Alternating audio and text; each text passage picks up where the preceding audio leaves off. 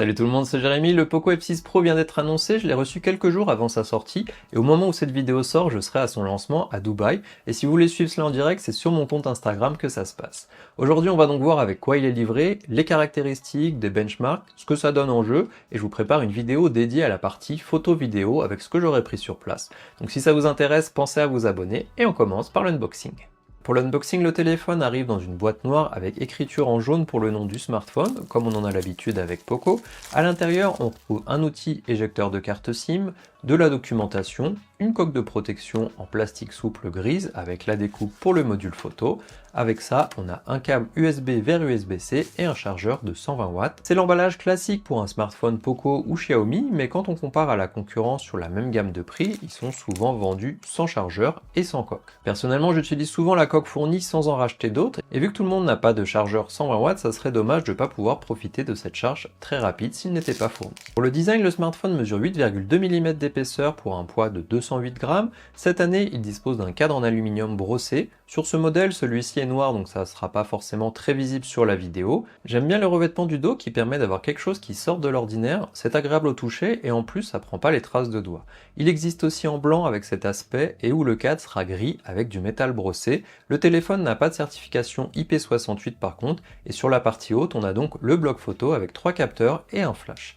Un ultra grand angle de 8 mégapixels, un capteur principal de 50 mégapixels, le Light Fusion 800 et un capteur macro de 2 mégapixels. Sur le dessus, on a un micro et un émetteur infrarouge. Sur le côté droit, les boutons volume et power. Sur le dessous, le tiroir dual SIM, un micro, le port USB-C et un haut-parleur.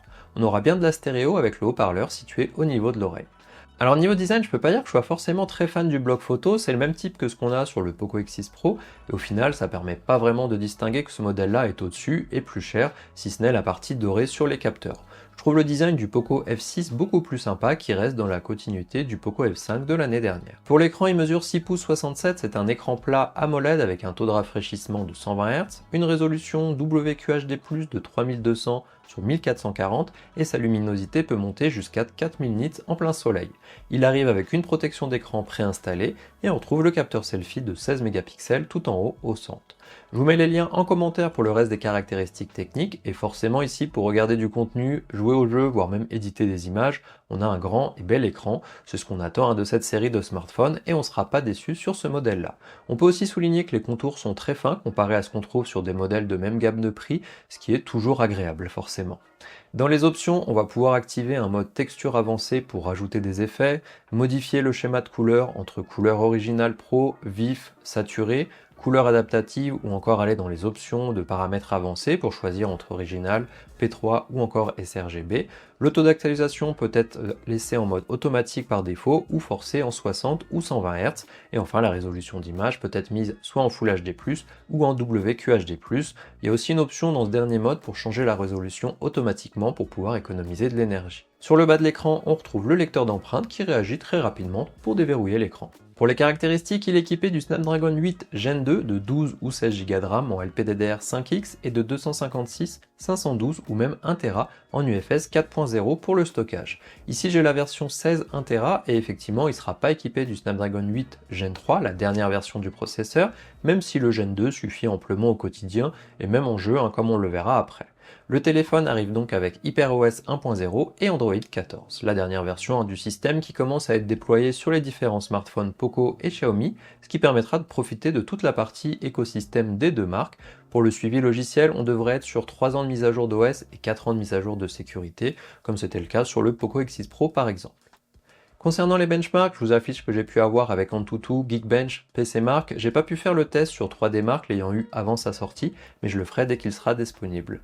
Pour Antutu, j'ai fait une fois le test en mode optimisé et une fois en mode performance pour voir la différence, et dans les deux cas, les scores sont élevés. Par contre, en mode performance, le téléphone chauffe vraiment beaucoup, donc au quotidien, je suis pas sûr que ça vaille le coup de passer dessus, même si c'est juste pour jouer.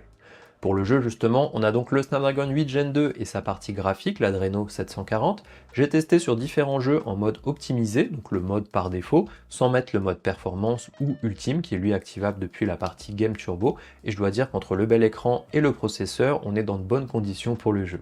Sur Call of Duty Warzone, par défaut, le jeu étant élevé et 30 fps, je l'ai mis en sans limite et tout est fluide, le téléphone ne chauffe pas spécialement et forcément c'est très agréable à jouer. Même principe sur PUBG, on pourra choisir de mettre les caractéristiques sur HDR et extrême ou encore sur fluide et ultra extrême pour les FPS afin d'avoir du 120 fps et vraiment profiter à fond de l'écran et de son taux de rafraîchissement. Là aussi, aucun ralentissement comme vous pouvez le voir. Sur Genshin Impact, par défaut, les caractéristiques sont sur moyenne, j'ai juste changé les FPS pour les mettre sur 60, et là aussi c'était fluide. En jeu, d'après l'outil Game Turbo, on était autour des 50 FPS pendant les combats, ce qui me semble plus que raisonnable. Concernant l'audio, on a bien de la stéréo avec le haut-parleur en bas et le second au niveau de l'oreille. Celui du bas est plus fort que celui du haut, et le son est fort et de bonne qualité. Je vous mets un exemple tout de suite.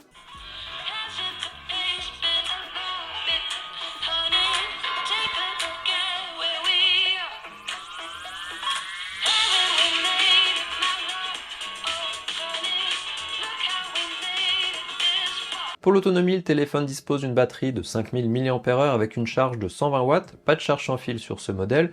Pour tester la durée de vie, j'ai utilisé l'application PCMark qui me permet d'avoir un test automatisé comparable avec les autres modèles, et ici j'ai obtenu 11h56 en utilisant la résolution d'écran en WQHD+, et le taux de rafraîchissement par défaut.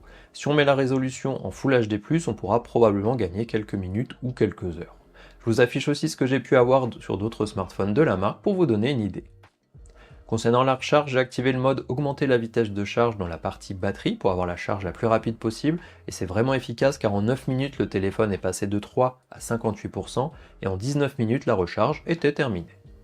Concernant les prix, des infos que j'ai pu avoir, le Poco F6 Pro est vendu 580 € en 12 256, 630 en version 12 512 et 700 € en version 16 1 Tera pour ceux qui ont vraiment besoin de beaucoup de stockage. Heureusement, il y a des prix Early Bird pour passer le téléphone à 500, 550 et 600 € sans compter des offres de reprise, des points en plus, des objets offerts, mais je vous mets les liens en description pour avoir le détail et ces offres durent d'aujourd'hui jusqu'au 30 mai. Pour le Poco F6, pour info, lui est vendu 450 en version 8 256 et 500 en 12 512 avec des offres de lancement pour passer le prix à 390 € sur la première version et 420 sur la seconde. Alors par rapport au Poco F5 Pro de l'année dernière, le Poco F6 Pro a donc un nouveau processeur, une charge plus rapide, un nouveau design avec un cadre en aluminium, des améliorations sur la luminosité de l'écran, une version 1 Tera qui est disponible. On n'a pas de gros changements, c'est une évolution du modèle tout simplement. Alors habituellement la série des Poco F est réputée pour ses performances et même si on n'a pas le dernier processeur sorti sur ce modèle, ça m'a pas empêché de jouer au dernier jeu dans de très bonnes conditions et grâce à son écran on en profite encore plus. Donc pour moi on a ce qu'on attend avec ce nouveau Poco F6 Pro. Comme je vous l'ai dit en intro, je garde la partie photo vidéo pour une prochaine vidéo. Après avoir eu l'occasion de l'essayer à Dubaï, c'est pas forcément la partie qui est beaucoup mise en avant sur ces modèles, mais j'espère avoir de bonnes surprises et ça me permettra aussi de vous parler un petit peu de mon voyage et du lancement du téléphone. Si vous avez encore des questions sur ce téléphone, laissez-les moi en commentaire et j'essaierai de les inclure dans la prochaine vidéo.